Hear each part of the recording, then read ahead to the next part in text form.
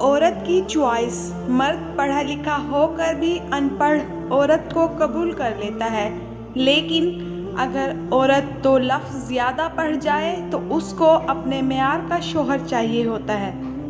عورت اور مرد کی محبت۔ عورت کی محبت شروع میں کم ہوتی ہے پر وقت کے ساتھ بڑھتی چلی جاتی ہے، اور مرد کی محبت شروع میں حد سے زیادہ ہوتی ہے اور وقت کے ساتھ کم ہو جاتی ہے۔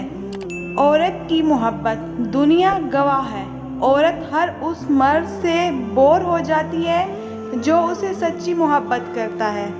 حق مہر اور جہیز۔ میں حق مہر میں تمہیں زیارت مدینہ دوں گا، تم جہیز میں محبت رسول صلی اللہ علیہ وآلہ وسلم لے کر آنا۔ عورت کی اہمیت۔ عورت اپنے بچپن میں اپنے باپ کے لیے برکت کے دروازے کھولتی ہے، اپنی جوانی میں اپنے شوہر کا ایمان کامل کرتی ہے، اور جب ماں بنتی ہے تو جنت اس کے قدموں تلے رکھ دی جاتی ہے۔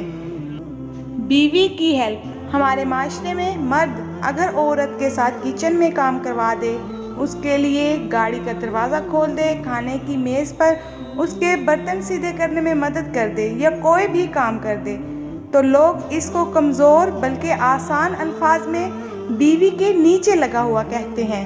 ان کو شاید معلوم نہیں کہ نبی پاک صلی اللہ علیہ وآلہ وسلم اپنی بیویوں کی ہر طرح سے مدد کرتے تھے۔ بیٹی کی شادی کے بعد بیٹی کو فون کرنا۔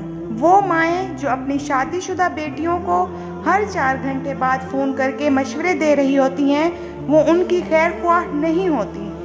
میاں بیوی کی محبت۔ جب شوہر اپنی بیوی کو حقیقی محبت دیتا ہے تو بیوی اپنے والدین سے بھی بڑا درجہ اپنے شوہر کو دیتی ہے۔ مرد کی محبت۔ مرد بہت ضدی اور اڑیل ہوتا ہے، اگر وہ کسی عورت کو پانے کی ٹھان لے پھر اس کا پیچھا نہیں چھوڑتا، البتہ بے وفائی اسے توڑ دیتی ہے۔ ایسے میں اسے کوئی عورت اسے ڈھنگ سے سمیٹ لے تو وہ ہمیشہ کے لیے اسی کا ہو جاتا ہے۔ خوبصورت مرد۔ اگر تمہاری قربت میں عورت مسکرا رہی ہے، جھوم رہی ہے، خوش ہے، آزاد محسوس کرتی ہے تو تم دنیا کے خوبصورت ترین مرد ہو۔ مضبوط عورت کا یقین۔